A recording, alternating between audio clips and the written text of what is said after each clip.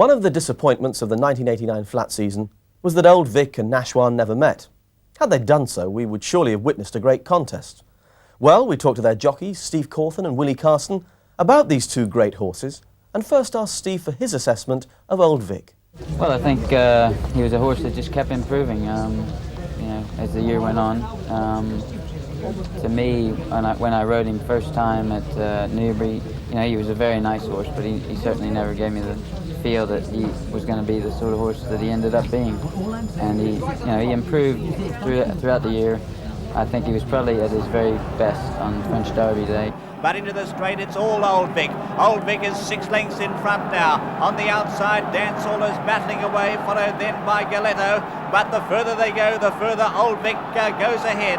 He's 6 lengths in front. Dancehall battling away, followed then by Galetto and Norberto. But Old Vic's going to stroll home in the Breeders' Jockey Club. He wins as he likes. Old Vic, Steve Cauthen is first, Dancehall second, Galetto third. And then, he again ran a great race in the Irish Derby, but, he had a boil on his back and this and that. Now, and Old Vic, the leader, being tackled by Ildeniski on the near side, then observation post making ground on the inner. Zayani is next, and then Glowing Star over a furlong down, and Old Vic is the leader from Ildeniski.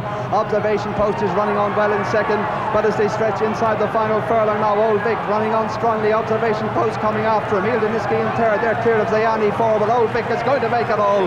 Not quite as impressive as at Shanty, but a splendid victory nonetheless by about 4 lengths. Observation. I think his merits speak for themselves.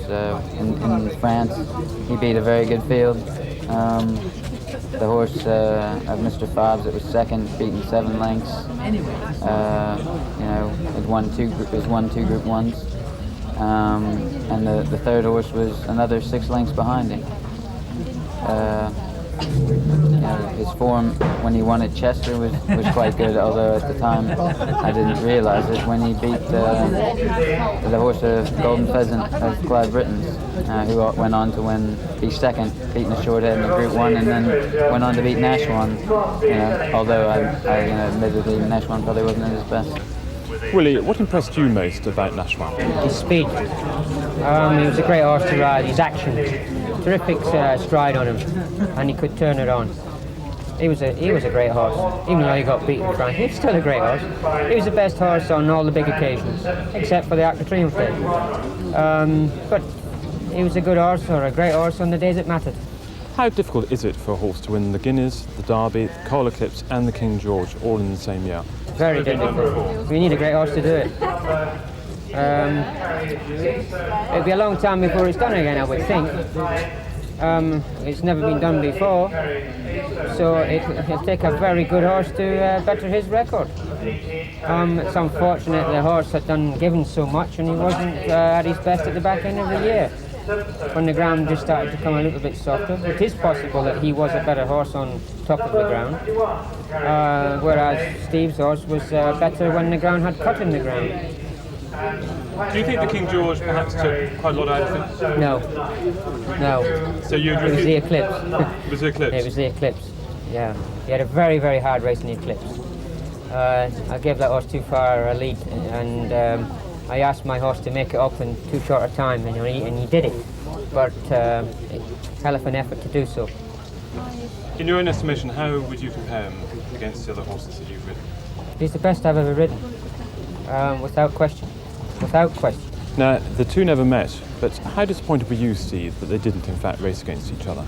I was looking forward to them clashing. At one stage I thought they might clash in the King George, and it would have been very interesting, and then it looked like they might clash in the Arc, but as it turned out, because of Old Vic getting injured, he got cast in his box, and then obviously when Nashwan, he sort of things came unstuck with them, it didn't happen. But there's no doubt in my mind that it would have been a very good race, and that there probably wouldn't have been very much between them. They probably would have been fairly close. I wouldn't like to say who would have won. Would you say they would have been very close, Willie? Oh yes, they're both very good horses. We're lucky to have them. It all depends on the conditions of the race. The ground, really. They wouldn't have run it if it was firm. I wouldn't have run it if it was too soft. Which is why it was so hard to get an ideal situation to run them. I mean, everybody sort of said that we were avoiding each other. We really weren't. I mean, had things... Had to be good ground, just real good. When you've got a horse that is as good as Nashwan or as good as Old Vic, you know, you don't take chances. You know, you don't run them. You try and get the conditions in your favor. Obviously, we wanted the conditions in our favor, and they wanted them in theirs. But you know, the ideal conditions would have been good ground at a decent track, and you know, it would have happened if they both had been okay. But it just didn't happen.